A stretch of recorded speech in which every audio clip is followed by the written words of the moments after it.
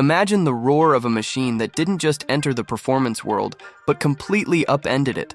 A motorcycle that forced every competitor to rethink what speed, power, and reliability could mean in the real world.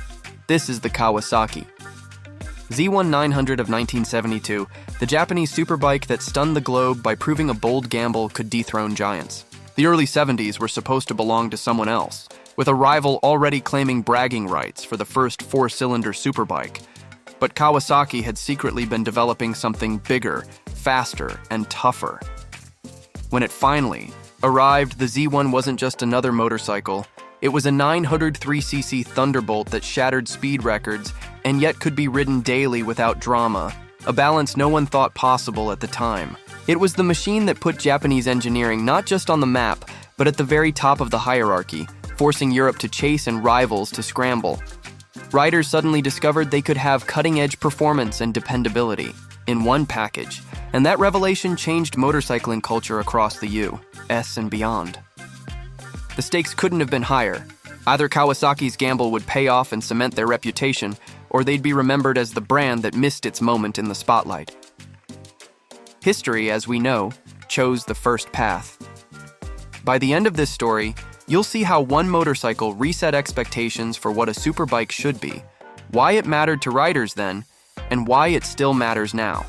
If you're enjoying this dive into motorcycle legends, give a like, hit subscribe, and let me know in the comments which machine you'd like to see explored next.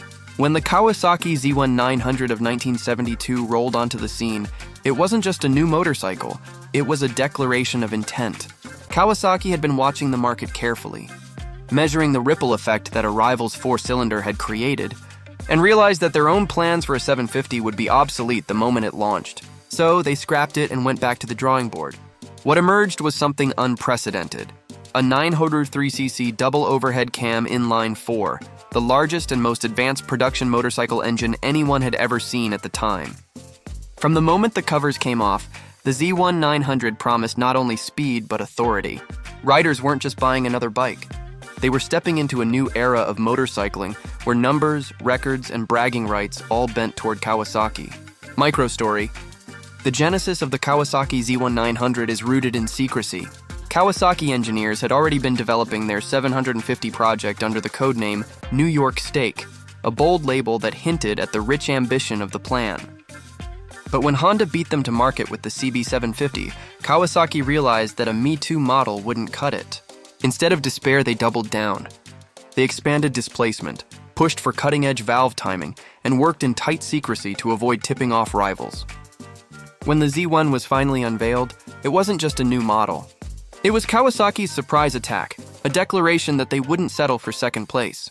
The bike's sudden arrival caught competitors off guard and immediately captured headlines around the world. Context Digest. At the time, most motorcycles on American roads came from either the big European names or a growing Japanese presence that was still considered budget-friendly rather than performance-driven. Riders expected reliability from Japan but went elsewhere for thrill rides. The Z1 flipped that assumption on its head by combining both, creating a bike that was fast enough to topple European racers while being easy enough to start on a cold morning in Chicago or Los Angeles. It was the moment when American riders began to view Japanese engineering not as the safe option, but as the cutting edge. Microstory: the Z1 quickly proved itself not just in showrooms, but on the asphalt. In 1972 and 1973, it was put through its paces at Daytona and Bonneville, shattering endurance and speed records. At Bonneville Salt Flats, it broke the 24-hour world record, covering over 2,600 miles at an average speed of nearly 110 miles per hour, an unheard-of achievement for a stock production motorcycle. This wasn't marketing fluff.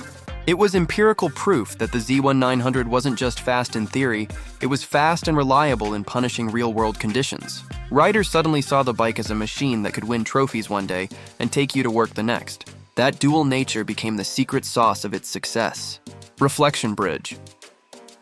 The magic of the Z1 wasn't just in how it rode, but in what it represented to the rider. Freedom without compromise. Microstory. Owners who bought the Z1 900 in its earliest years often tell stories about the reactions it provoked. One rider recalls cruising past expensive European bikes and watching jaws drop as the Kawasaki surged ahead with ease.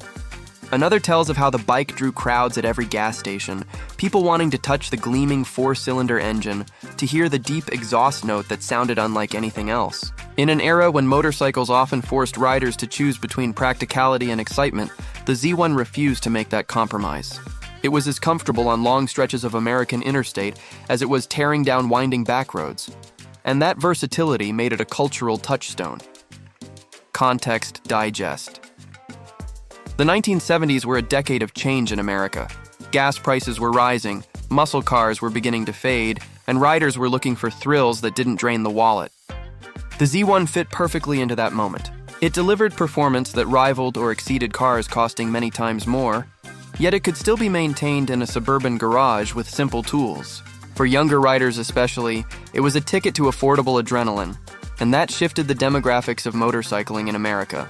Microstory. Kawasaki also understood the power of image. The Z1 900 styling was bold without being flashy. A teardrop tank, sweeping exhausts, and a muscular stance that hinted at its power without screaming for attention. The iconic brown and orange paint scheme became an instant identifier. Dealers reported that people walked into showrooms and bought the bike on looks alone without even taking a test ride. The Z1 was aspirational, the kind of machine you put posters of on your bedroom wall, but it was also attainable. That combination of dream and reality made it irresistible. Reflection bridge. The Z1 wasn't simply a motorcycle. It was a promise that riders no longer had to compromise between dream and reality. Context Digest. To understand why the Z1 900 mattered so much, you have to look at how motorcycles were ranked in the minds of riders. Before its debut, speed records and racing glory were largely dominated by European brands, while Japanese bikes were praised for being affordable, reliable, and a little plain. With the Z1, Kawasaki blew up that stereotype. Suddenly, Japan was not just keeping up. It was leading the race. This cultural shift wasn't just about bragging rights. It altered the entire global motorcycle market, reshaping expectations and setting the stage for the battles of the late 70s and 80s.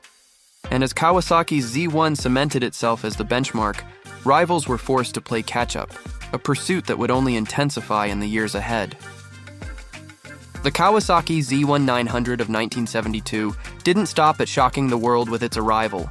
Its story deepened as the years rolled forward, revealing how one motorcycle reshaped an entire industry. Riders who bought it weren't just purchasing transportation.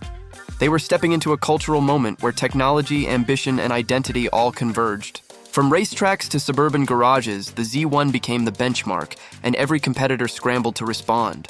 Kawasaki had raised the bar so high that the question became, how long could they hold the crown? Microstory. In the mid-70s, owners of the Kawasaki Z1 900 began pushing the bike to its absolute limits. Some entered amateur drag races and discovered the machine could dominate straight-line performance with almost no modification. Others took the bike on coast-to-coast journeys across America, logging thousands of miles without breakdowns. These stories spread like wildfire, reinforcing the idea that the Z1 wasn't just powerful, but bulletproof.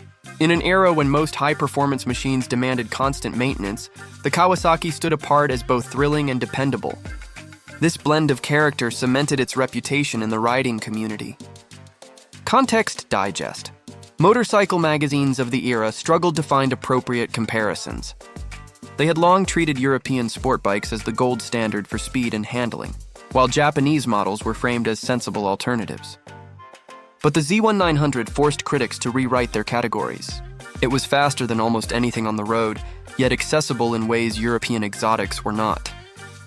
Reviews praised its engine refinement, its gearbox, and even its ability to idle without fuss in traffic. Suddenly, Japan wasn't the understudy anymore, it was the headliner. Microstory. One fascinating chapter in the Z1's history is its role in endurance racing. Teams took largely stock examples to punishing events, and the bike excelled in conditions that destroyed others. Endurance racing is often a test of reliability more than outright speed, and here the Kawasaki shone brilliantly. Stories of Z1s running 24 hours straight without a hiccup built its legend in the most convincing way possible, proof under pressure. Riders who read these accounts felt a surge of pride, knowing their own street bikes shared DNA with these record setters. The line between a showroom model and a race-winning machine felt thinner than ever before. Reflection bridge. What the Z1 900 offered was more than just engineering. It was credibility earned in the toughest arenas of the day. Micro story. As the Z1 began to dominate the roads, rivals grew restless. They tried to respond with larger engines, flashy styling, and performance claims that often faltered under scrutiny. Kawasaki had forced the entire industry into an arms race. For consumers, this was thrilling. Motorcycles got faster, more sophisticated, and more daring each year.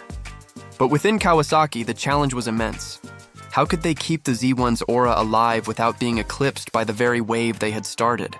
The answer lay in incremental refinement and in guarding the legacy of the name itself. Context Digest. The US market was crucial to this evolution. American riders craved speed and presence, and the open highways provided a natural stage for machines like the Z1. Dealers reported that the bike attracted both seasoned riders upgrading from smaller machines and first-time buyers drawn by its reputation. This broad appeal made it a sales success, and success in America meant global influence. Other manufacturers noticed, recalibrating their strategies to compete in the US first, then exporting those lessons worldwide. Microstory. For individual riders, owning a Kawasaki Z1 900 meant membership in a kind of informal fraternity. Stories circulated of owners waving at each other on the road, of strangers approaching at gas stations to swap tales, and of clubs forming around shared appreciation of the machine. The Z1 wasn't marketed as a lifestyle product, yet it became one organically. Its blend of performance and everyday usability resonated with the spirit of independence that motorcycling has always symbolized in America. Reflection Bridge. By now, the Z1 900 wasn't just a motorcycle. It was a cultural symbol that stretched far beyond Kawasaki's original expectations. Context Digest. As the decade wore on, regulations, emission standards, and changing tastes began to reshape motorcycling. Yet the Z1's influence remained visible in every new model that appeared. Bigger engines, bolder styling, and promises of all-around performance could all be traced back to the gauntlet Kawasaki had thrown down in 1972. The ripple effects continued well beyond the 70s, ensuring that no serious player in the market could ignore the template that the Z1 had created. And the real test of its legacy would come in how it continued to resonate, even as the next generation of superbikes prepared to take the stage. When the Kawasaki Z1 900 of 1972 entered its later years, the motorcycle world had already shifted around it, shaped by the standard it set. Yet the story of the Z1 was not just about a single moment of dominance. It was about the long shadow it cast over decades of design, competition, and rider expectation. By the late 70s, the arms race it sparked was in full swing, but even as new models arrived, the Z1 retained a mystique that others struggled to match. The central question was no longer whether Kawasaki could lead, but how the Z1 would be remembered, as a product of its time, or as the blueprint for everything that followed. Microstory. Enthusiasts who rode the Kawasaki Z1 900 well into the 80s often noted how it aged with surprising grace. While newer machines boasted more horsepower or sharper handling, the Z1 maintained an aura of balance. Its reliability meant many examples stayed on the road long after rivals had disappeared, and the sight of a Z1 cruising confidently down American highways became part of the riding landscape. Owners cherished not just the speed, but the fact that the bike never seemed to betray them. That loyalty built an emotional bond, one that modern machines rarely achieve. Context Digest. The used market quickly reflected this loyalty. Even as newer bikes became available, demand for the Z1 900 remained strong, with values holding steady. Collectors began to take notice, and by the 90s, the Z1 was already being hailed as a classic worth preserving. Unlike many models that faded into obscurity once production stopped, the Z1 lived on in garages, workshops, and weekend rides, proving its staying power. Microstory. One of the most enduring images of the Z1 is its presence in custom culture. Riders stripped them down, rebuilt engines, and repainted tanks, yet no matter how far the modifications went, the core strength of the machine remained obvious. Drag racers loved it for its straight-line power, cafe racers admired its stance, and tourers respected its durability. Few motorcycles could wear so many hats, and that adaptability helped keep the Z1 relevant long after its heyday. Reflection Bridge. The Z1's versatility ensured it didn't just survive history, It shaped the way riders thought about what a motorcycle could become. Micro-story. In the 21st century, the Kawasaki Z1 900 enjoys an entirely different kind of spotlight: heritage. Kawasaki themselves have leaned on its legend when designing modern retro-styled machines, knowing that the silhouette of the Z1 carries weight across generations. For collectors, restoring a Z1 is a badge of honor, a way of connecting to the golden age of superbikes. For younger riders, encountering one on the road is like seeing a piece of living history. And for Kawasaki, the Z1 remains a touchstone, a reminder that sometimes the boldest risks deliver the greatest rewards. Context Digest. Legacy in the motorcycle world is a rare commodity. Many bikes are remembered fondly, but only a handful redefine categories and inspire imitations decades later. The Z1 900 is one of those rare few. It forced every manufacturer to rethink displacement, performance, and reliability in the 70s, and its DNA still pulses through the sport bikes and naked bikes of today. For American riders, the Z1 represents a moment when the balance of power shifted permanently, and Japanese engineering became synonymous with world leadership in motorcycling. Micro-story. Even now, owners of Kawasaki Z1 900s tell stories of strangers crossing parking lots to ask about the bike, of fathers passing machines down to sons and daughters, of friendships forged through shared appreciation of its legend. The machine has outlived its original context to become a cultural artifact, one that tells us as much about ambition, design, and perseverance as it does about horsepower. The Z1's greatest legacy isn't just the records it set or the competitors it humbled. It's the lasting connection it built between people and machines. Reflection Bridge. The Z1 900 was more than a motorcycle. It became a symbol of trust, daring, and identity. And with that understanding, the story of the Z1 reaches its natural resolution. A motorcycle that beat the world, and in doing so, became timeless. The Kawasaki Z1 900 of 1972 began as a gamble, an audacious leap into a world dominated by rivals who seemed to have already claimed the future. Yet what Kawasaki created was far more than a competitor. It was the motorcycle that redefined the rules of the superbike game. From its record-shattering 903cc engine to its everyday usability, the Z1 blended raw speed with reliability in a way no one had seen before. It didn't just raise the bar. It moved the goalposts entirely. American riders discovered a machine that was as thrilling on the open highway as it was dependable in the garage, and that combination made the Z1 a revelation. In looking back, the true significance of the Kawasaki Z1 900 lies in how it shaped both the industry and the culture around it. It was the spark that ignited an arms race in displacement and performance, forcing every other manufacturer to recalibrate.